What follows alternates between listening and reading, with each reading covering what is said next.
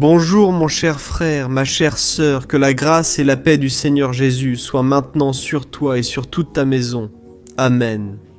Je suis le pasteur Antonio Junior et je suis ici avec le cœur brûlant. Je ressens déjà ici la présence de Dieu et je veux te transmettre un message puissant. Frère, bien souvent nous traversons des épreuves. Et quelle est alors notre prière? Arrête-toi un instant pour réfléchir.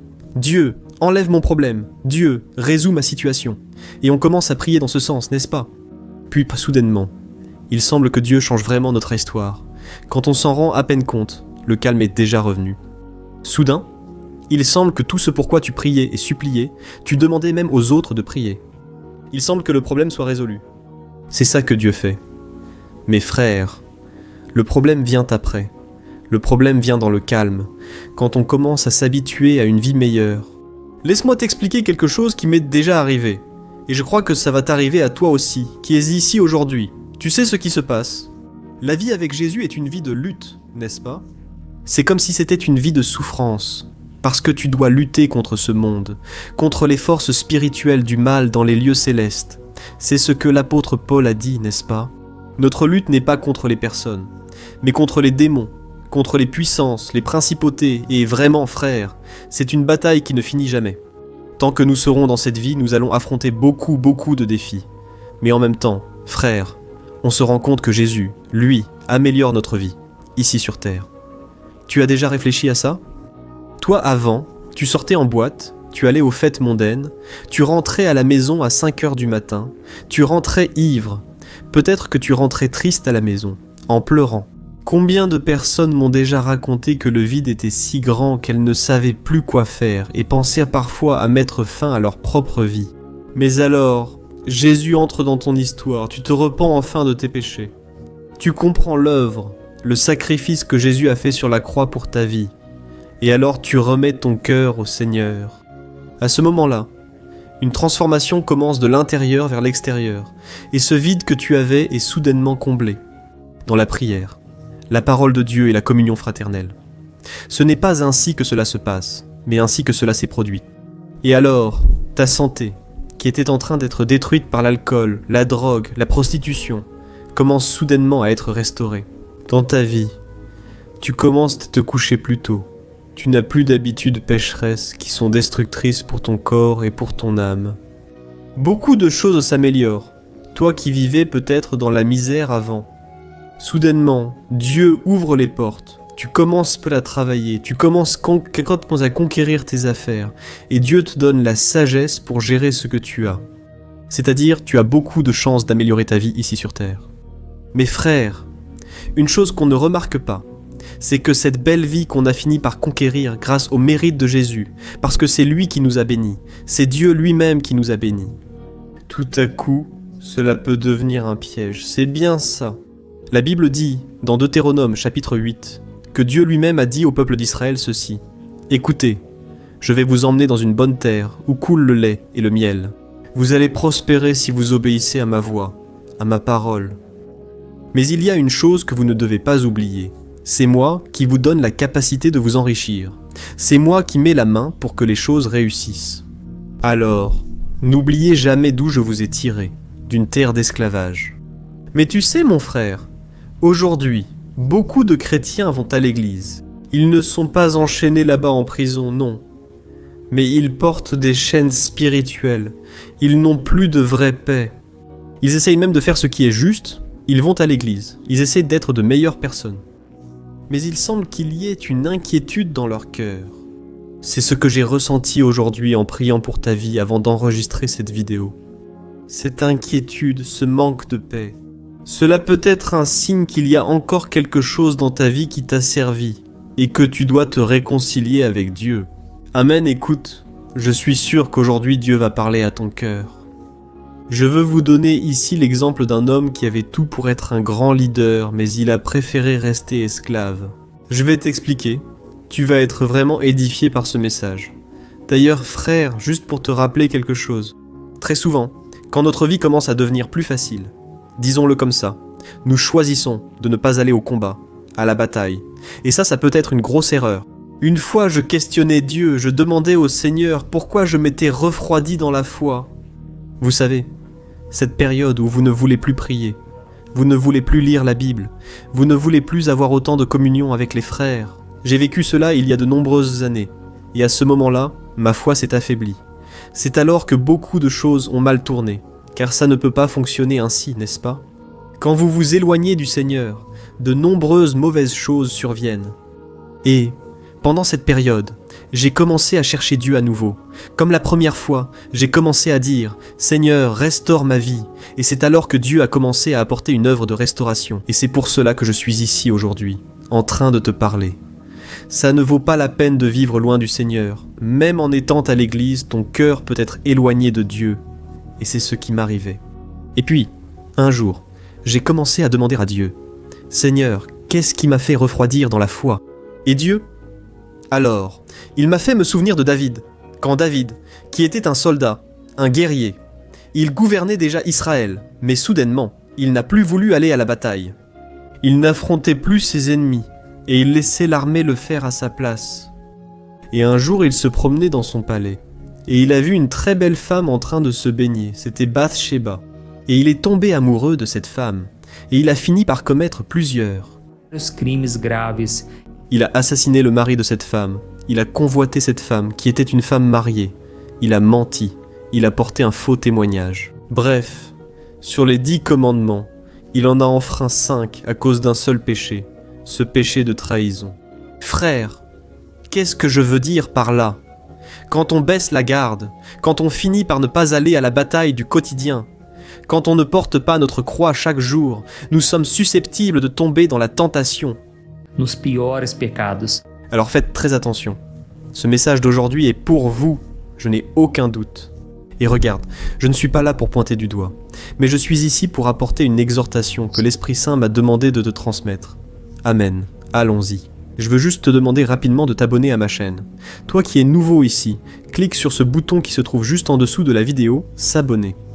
À côté, une petite cloche va apparaître. C'est très important de cliquer dessus et de sélectionner l'option Toutes pour ne pas rater les prochaines vidéos que je vais publier. D'accord? Accompagne-moi dans la prière du matin, la prière du soir et les vidéos de l'après-midi qui ont été une bénédiction. Alors, allons-y, mes frères, comme je vous le disais. Aujourd'hui, nous vivons à une époque où le confort est la norme, n'est-ce pas? Tout le monde veut une vie plus facile. Le chemin le plus rapide. Ce raccourci, mes frères. Il n'y a rien de mal à vouloir se reposer. Dieu lui-même a créé le repos. Le problème survient lorsque ce désir devient plus grand que votre désir d'accomplir la volonté de Dieu. Et aujourd'hui, je veux vous lire un passage qui se trouve à la fin du livre de la Genèse. Vous vous souvenez d'Abraham, Isaac et Jacob, n'est-ce pas? Aujourd'hui, je veux parler de Jacob, qui était le petit-fils d'Abraham. Et je veux vous montrer qu'à ce moment de l'histoire, il était déjà très âgé. Il était presque en train de mourir. Et c'est à ce moment-là qu'il appelle ses 12 fils pour leur dire ce qui leur arriverait dans le futur. Dieu commence à utiliser la bouche de cet homme pour prophétiser l'avenir sur la vie de chacun de ses fils. Regardez quelle bénédiction, mes frères. Et généralement, quand une personne est sur le point de mourir, c'est à ce moment-là qu'elle dit certaines choses, certaines vérités qu'elle n'aurait peut-être jamais eu le courage de dire auparavant. Autrement dit, c'est un moment sacré, c'est un moment de grand respect. Et alors, Jacob commence à parler à chacun de ses fils, jusqu'à ce qu'arrive le moment où il parle de l'un de ses fils, appelé Issachar et Jacob. Alors il dit quelque chose, un compliment, mais en réalité, il cache là une situation terrible. Faites attention à chaque mot de ce verset ici, car vous allez comprendre que cela a beaucoup à voir avec votre vie. Regardez ce qui est écrit dans la Genèse, chapitre 49, versets 14 et 15. Regardez ce que le père, Jacob, a dit à son fils. Issachar est un âne robuste, couché entre 2 fardeaux. Quand il a vu que le repos était bon et que la terre était agréable, il a courbé l'épaule pour porter la charge et s'est soumis au travail d'esclave. Regardez ça, mes frères. Quelle chose intéressante, Jacob. Il n'a pas dit que son fils, Issachar, était un homme faible. Au contraire, il a dit qu'Issachar est un âne fort. Je veux que vous compreniez qu'à cette époque et dans cette culture, être comparé à un âne n'était pas une insulte, contrairement à aujourd'hui. D'accord? L'âne était un symbole de force de travail, d'endurance, de quelqu'un qui supporte le poids sans se plaindre. Issachar, il avait beaucoup de santé. Il avait beaucoup de force. Il avait la capacité de diriger un peuple, de se battre, de conquérir. C'est-à-dire, il avait tout pour être un guerrier. Sauf que, alors son père, Jacob, dit que cet âne fort était couché entre deux fardeaux. Et certains chercheurs expliquent que ces fardeaux font référence aux enclos. C'est-à-dire, il était là, immobile, au milieu du chemin. Et c'est là que commence le danger, frère. Parce qu'au verset 15, il dit ceci, Et quand il a vu que le repos était bon et que la terre était agréable, c'est-à-dire Issachar, il a vu de ses propres yeux ce qui était le plus confortable pour lui. Il a regardé cette bonne terre, qui était une terre bonne pour planter, un endroit facile à cultiver, facile à récolter, et il a pensé comme ça, tu sais quoi ? Je vais rester ici même. Je ne vais pas me donner autant de mal que mes frères, je veux rester là où il y a plus de sécurité. Souvent, on pense ainsi, n'est-ce pas, frère ? On pense à ce qui est le mieux pour nous et notre famille. Et il n'y a rien de mal à cela, tant que ce confort n'entrave pas notre communion avec Dieu. Et alors, la Bible continue en disant que, soudain, en voyant que la terre était bonne, en voyant que cet endroit était sûr, il a simplement baissé l'épaule pour porter la charge et s'est soumis au travail d'esclave. Oh mes frères, c'est ici que je veux vous parler. Aujourd'hui, j'ai ressenti très fort dans mon cœur que ce message, il est venu directement pour toi. Tu sais où se trouve l'erreur dans la vie de cet homme appelé Issachar ? C'est que personne ne lui a mis de chaîne autour du cou. Personne ne l'a forcé à rien. C'est lui qui a décidé de se soumettre au travail d'esclave. Alors il a regardé le confort, il a regardé l'effort qu'il faudrait pour être libre, et il a simplement fait un échange. Il a préféré être esclave dans une bonne terre plutôt que d'être un guerrier libre dans une terre où il fallait se battre. Frères, combien d'entre nous sont comme ça ? N'est-ce pas vrai ? On préfère quelque chose de plus facile. On préfère un travail où on gagne moins.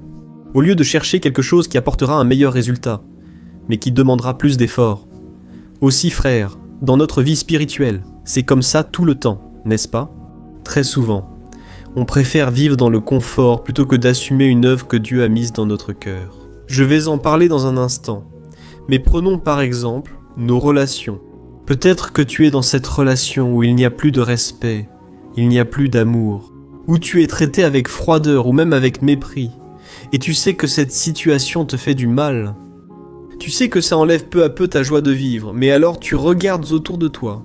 La maison est belle, la voiture est dans le garage, les factures sont payées. Aux voisins. Et pour tes amis, vous semblez être le couple parfait. Alors, sur le moment, tu te dis « Ah, si je quitte cette relation, ça va demander beaucoup d'efforts, beaucoup de maux de tête, beaucoup de souffrances, je vais devoir affronter la solitude. Je vais devoir tout recommencer à zéro. Peut-être vivre dans un endroit beaucoup plus petit, affronter ce que la famille va dire. » Et là, tu fais le calcul et tu te dis « Tu sais quoi ? Je vais rester là où je suis. » C'est exactement ce qu'Issachar a fait, mes frères. Il a baissé les épaules, il a abaissé ses attentes, il a simplement accepté cette situation. De la même manière que tu acceptes une relation où il n'y a plus d'affection, où tu deviens esclave d'un mariage de façade, juste pour ne pas avoir à discuter à cause de l'argent ou des biens matériels. Et pour parler très simplement, tu acceptes qu'on te traite mal ? Juste pour ne pas avoir à faire d'efforts pour être libre. Et regarde bien, mon cher frère, ma chère sœur. Je ne dis pas que c'est toujours facile ou que tu dois abandonner au premier obstacle qui se présente. La Bible est très claire. Le mariage, c'est pour la vie entière, et il ne peut être rompu qu'en cas de trahison ou d'abandon. Mais ce n'est pas non plus le plan de Dieu. Là-bas, dans Matthieu 19, Jésus a dit dans Matthieu chapitre 19 que le plan initial de Dieu est que l'homme devienne une seule chair avec sa femme. Et cela ne fait pas seulement référence au sexe, mais à bien plus que cela. Une seule pensée, un seul cœur. Amen. Mais le problème, frère, et c'est de cela que je veux parler ici, c'est que souvent, vous acceptez d'être malheureux, comme si c'était quelque chose de normal. Juste parce que tout le monde aujourd'hui semble avoir un mariage en dessous de la moyenne. Vous vous contentez de cela ?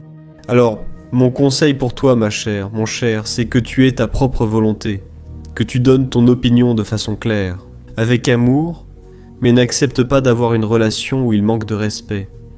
Batte-toi pour ce que tu crois être juste. Et, avec l'aide de Dieu, je crois que ta relation peut être restaurée. Amen. Ou alors, en parlant du travail par exemple. Très souvent, tu es dans un emploi où tu acceptes que les gens t'humilient, que ton patron te traite avec négligence, avec mépris. Ou alors, tu acceptes tout cela parce que tu sais que tu as besoin de ton salaire. Mais commence à prier à partir d'aujourd'hui. Demande à Dieu pour cette situation. Parce que je suis sûr que Dieu peut te bénir. Il peut changer cette situation. Amen. Je sais que tu peux être en train de penser maintenant, mais pasteur, je dois payer mes factures. La vie est difficile, je dois supporter ces choses quand même. Je sais, frère. Je sais exactement ce que c'est. La vie n'est pas facile, mais la parole de Dieu nous montre aujourd'hui qu'il y a une limite. Où tu vas être esclave, et où tu vas supporter ces épreuves pendant un certain temps. Et la Bible dit qu'Issachar, il était fort, il avait la force de se battre, il avait la force de conquérir son propre espace, mais il a utilisé sa force seulement pour porter le fardeau des autres. Pourquoi ? Il ne croyait pas qu'il pouvait vraiment être libre. Frère, le péché, il fait exactement cela dans notre vie. Quand on commence à vivre loin du Seigneur, il y a certains péchés qu'on commence à tolérer. Et quand on s'en rend le moins compte, on est déjà faible spirituellement. Soudain, tu ne ressens plus cette paix, cette joie. On dirait que tu t'en contentes, n'est-ce pas ? Avec le petit mensonge, avec la mauvaise relation et le péché. Alors cela commence à t'anesthésier. C'est ça qu'il fait. Il fait en sorte que tu ne te rendes pas compte à quel point tu es loin du meilleur, du but que Dieu a pour ta vie. Amen. Je crois que Dieu est en train de te parler jusqu'à maintenant. Mais je veux continuer ce message. Et ensuite, je veux déjà faire une prière pour ta vie. D'abord, je veux te montrer ce qui s'est passé. Comme avec Issachar, parce qu'il a échangé le meilleur que Dieu avait pour lui contre le confort d'une vie plus tranquille. Regarde ce qui s'est passé plus tard. Après de nombreuses années, son père Jacob était déjà mort. Et là, dans le livre des Juges, la Bible dit que le peuple de Dieu a commencé à être maltraité, à être humilié, et ils avaient besoin de se battre.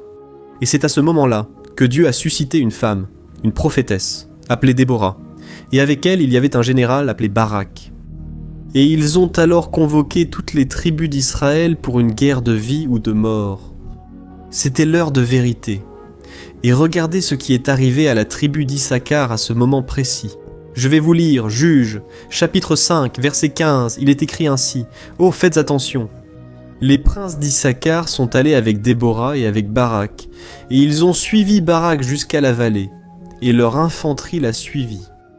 Regardez ceci, frères. La Bible dit que les princes d'Issachar ont suivi Déborah et Barak. Et je sais qu'à ce moment-là, vous pouvez penser, eh bien, pasteur, mais c'est très bien. Ils sont allés à la guerre, ils se sont battus. Mes frères, remarquez un simple détail. La Bible dit qu'ils ont seulement suivi ses chefs. Ils sont allés dans l'infanterie, c'est-à-dire au milieu de cette foule qui marche à pied, sans aucun prestige, sans prendre la tête, sans leadership. Alors, cet âne fort du passé rappelle cet homme qui a été loué pour sa force. Maintenant, il était quelqu'un qui obéissait simplement. Il s'est habitué au confort et il ne voulait plus prendre la tête de quoi que ce soit. C'est-à-dire, il dépendait de quelqu'un pour lui dire « va par ici, va par là, fais ceci ». Ils sont devenus simplement des figurants dans cette histoire qui, Deus estava escrevendo. Il est intéressant que Dieu ait utilisé une femme pour diriger ce peuple, qui était Déborah. Tu sais pourquoi ? Même si les femmes étaient rejetées dans le passé, elles n'avaient pas beaucoup de valeur. Mais Dieu, lui, utilise toujours des personnes qui sont disponibles, des personnes qui sont prêtes à renoncer à leur confort, à leur peur, à leurs insécurités pour faire ce qui doit être fait. Alléluia. Je sais que bien souvent, on regarde les hommes et les femmes du passé, et on commence à penser qu'ils n'avaient pas peur, qu'ils ne souffraient pas d'anxiété, qu'ils n'étaient pas effrayés. Mais ce n'est pas du tout ça, frère. Ces hommes et ces femmes traversèrent les mêmes choses que nous. La différence, c'est qu'ils ont décidé de ne pas se fier à eux-mêmes, mais de chercher leur force en Dieu. Amen. Et tu sais ce qui me touche beaucoup aujourd'hui ? Je vois beaucoup de chrétiens aujourd'hui dans les églises qui sont exactement comme Issachar. Ce sont des personnes fortes, pleines de dons spirituels, des personnes qui pourraient être de grands leaders, de grands évangélistes, des pasteurs, des maîtres, de grands-pères et mères de famille. Mais le temps passe, et ils finissent par baisser les épaules face à ce péché qu'ils n'abandonnent pas, face à cette paresse de chercher Dieu, ou alors face au confort du monde. Et maintenant, quand Dieu les appelle, Ils n'ont tout simplement pas d'initiative. Ils attendent simplement que quelqu'un fasse quelque chose. Frères, c'est vraiment triste, vous savez ? Quand on parle, qu'on invite les gens à faire quelque chose, les gens se contentent de regarder ailleurs. Elles regardent leurs circonstances, leurs faiblesses, et elles n'arrivent pas à croire que Dieu peut les rendre capables. Alors, frère, juste pour qu'on termine, peut-être que la question dans ton cœur est « Pasteur, j'ai compris que cette parole est pour moi, mais je n'ai pas de force. Que faire ? Que dois-je faire pour sortir de cela ? Comment puis-je changer mon histoire, frère ? » La réponse se trouve dans la Bible elle-même. Si tu veux briser ce cycle qui te fait tant de mal, tu sais, qui enlève ta paix, parce que tu peux même conquérir le monde entier, mais tu peux perdre ton âme. Alors, je veux te donner ici un dernier conseil. Regarde ce que la Bible dit dans Hébreux chapitre 11, verset 35, et tu vas voir quelle a été l'attitude des héros de la foi que tu dois aussi avoir dans ta vie. La Bible dit ceci, d'accord ? Il y a eu des femmes dans le passé qui ont reçu leurs proches morts de retour, ressuscités, et d'autres, cependant, ont été torturées jusqu'à la mort, refusant d'être libérées afin d'être ressuscitées pour une vie meilleure. Alléluia. Dans une autre version, il est dit qu'ils ont refusé d'être libérés parce qu'ils attendaient une meilleure. Ressurreição melhor. Laisse-moi t'expliquer une chose. Je sais que ce texte semble difficile, mais comprends l'essence de ce qu'il veut dire.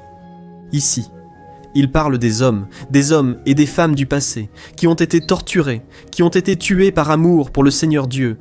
Et tu sais pourquoi ils ont fait cela ? Parce qu'ils n'attendaient pas une récompense sur cette terre, mais une récompense bien plus grande, qui est la vie éternelle, l'héritage spirituel qu'ils auraient. Bien sûr, face aux tortionnaires, ils ont certainement entendu des gens dire « Renie Jésus, arrête de prêcher à propos de ce Jésus » et Você será solto, mas tu sais ce qu'ils ont dit, non. Autrement dit, ils ont préféré cette douleur passagère de la torture, de la mort de leur corps, plutôt que l'esclavage éternel et renier leur foi. De la même manière, frères, nous devons revenir aux racines. Nous devons revenir à l'essence de l'évangile. De nos jours, on va dans les églises, et on ne parle plus de la croix. On ne parle plus de la souffrance pour avoir accepté Jésus. Quand tu arrêteras de repousser ce que Dieu t'appelle à faire aujourd'hui, Amen. Eh bien, j'ai très peur, pasteur. Comment ça va être ma vie à partir de maintenant ? Et si je prends cette décision que Dieu est en train de me montrer de prendre ? Frère, avoir peur est tout à fait normal, mais le courage, ce n'est pas quand la peur disparaît.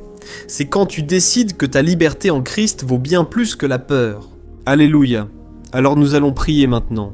Et si Dieu t'appelle à obéir ? Ne reste pas à discuter, ne reste pas à attendre qu'il se passe quelque chose d'extraordinaire. N'attends même pas une autre personne, va simplement au combat. Assume l'appel que Dieu t'a déjà donné. Et je suis sûr que ta vie sera très heureuse et bénie à partir de maintenant. Amen.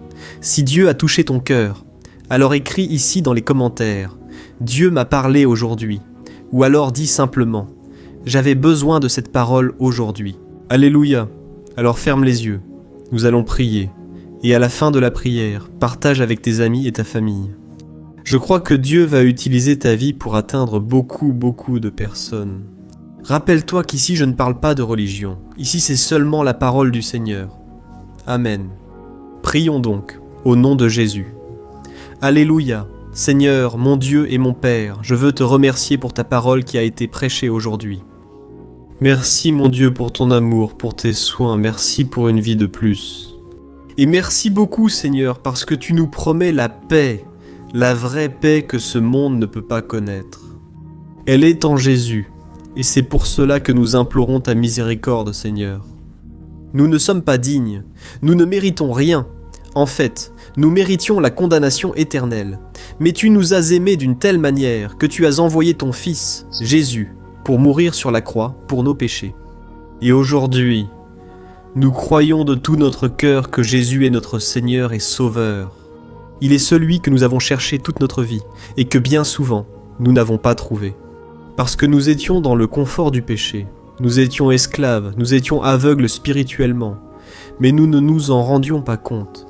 Et c'est seulement par ton Saint-Esprit qu'aujourd'hui nous sommes convaincus que notre vie ne peut pas continuer ainsi.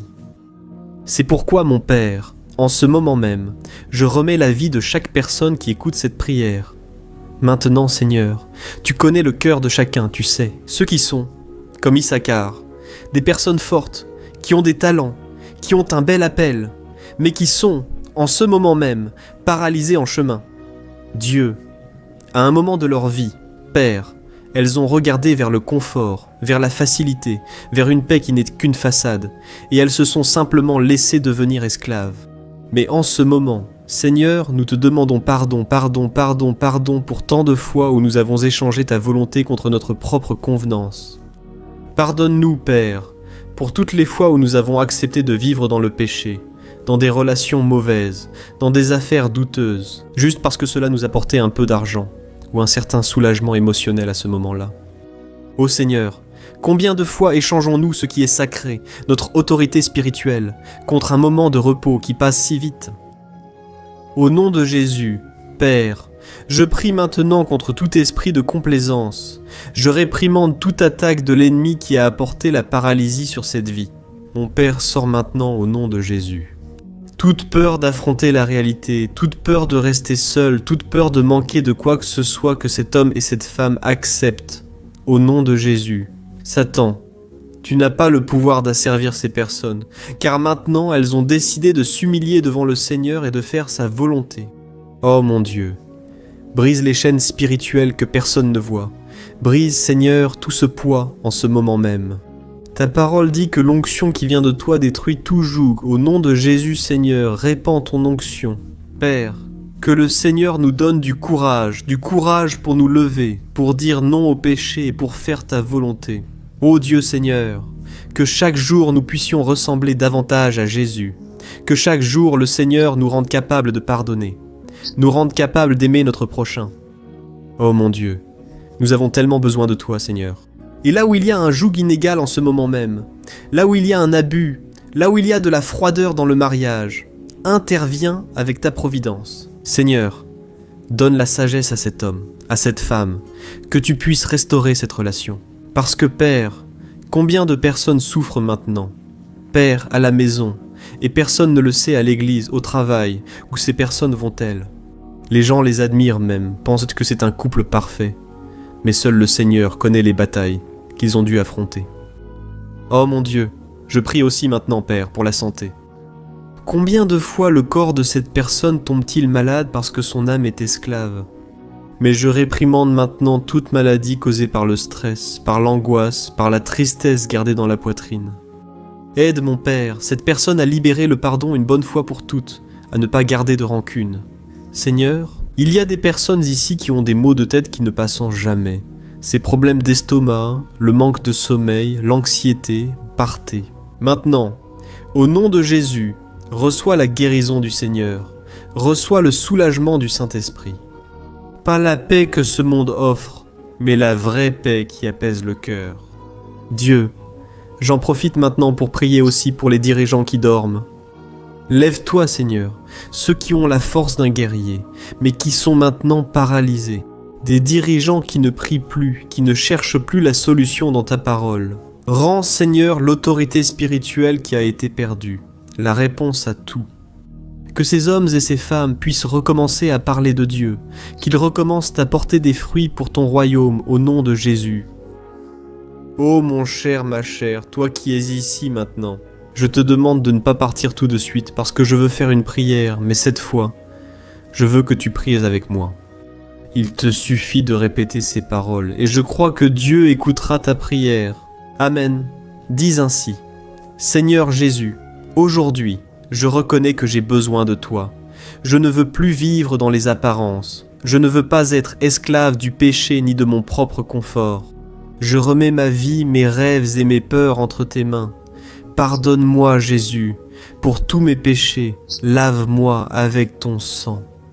Je crois que le Seigneur est mort sur la croix et qu'il est ressuscité pour me donner la véritable liberté. Écris mon nom dans le livre de la vie, car je te reçois aujourd'hui comme mon unique Seigneur et Sauveur.